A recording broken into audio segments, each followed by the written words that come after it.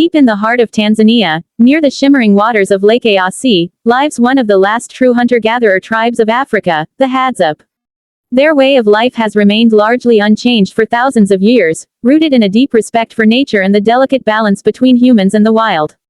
In this remarkable glimpse into their world, we follow the Hadzabe men as they set out on a traditional hunt, armed with handmade bows, arrows tipped with poison, and an unbreakable bond with the land that sustains them. The morning begins quietly as the sun rises over the dry savanna, painting the landscape with golden light. The men move with stealth and purpose, reading the faintest signs of life, footprints in the dust, broken twigs, and the distant calls of birds. Hunting for the Hadzabe is not simply a means of getting food, it is a ritual that connects them to their ancestors and reminds them of their role in nature's cycle.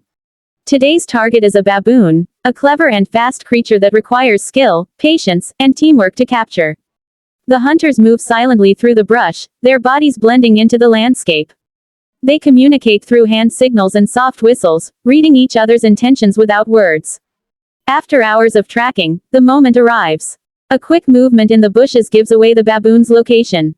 The leader of the group raises his bow, his arrow drawn tight, and in one swift motion, the arrow flies through the air, striking true. The sound of the hunt echoes across the valley, not as a cry of triumph, but as a moment of deep respect.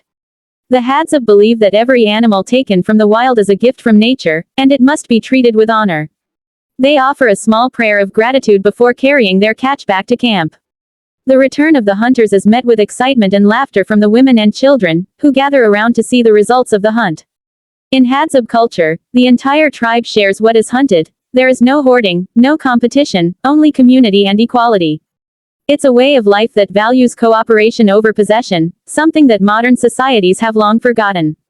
As the fire crackles and smoke rises into the afternoon sky, the tribe begins preparing the meal. There are no metal pots or modern spices here, just the basic tools of survival: stones, sticks, and the open flame. The baboon is roasted slowly over the fire, and the air fills with a smoky, mouth-watering aroma. The hunters sit together, recounting the details of the chase, their laughter mixing with the popping of the firewood. The women tend to the cooking with practiced hands, ensuring the meat is cooked evenly. Children watch curiously, learning through observation, as every meal is also a lesson in survival and tradition. When the meat is ready, everyone gathers around to eat. The meal is shared equally, from the oldest to the youngest. There are no plates or utensils, just hands, fire, and food. The simplicity of the moment is powerful. The Hadzabe don't just eat to survive, they eat to celebrate life, community, and the harmony they share with their surroundings. For them, every meal is a connection, to the earth, to each other, and to the spirits of those who came before. As the day fades into evening, the camp glows under the fading light. The Hadzabe sit around the fire, singing and telling stories passed down through generations. Their songs speak of courage, of the spirits of the forest, and of the lessons learned from the hunt.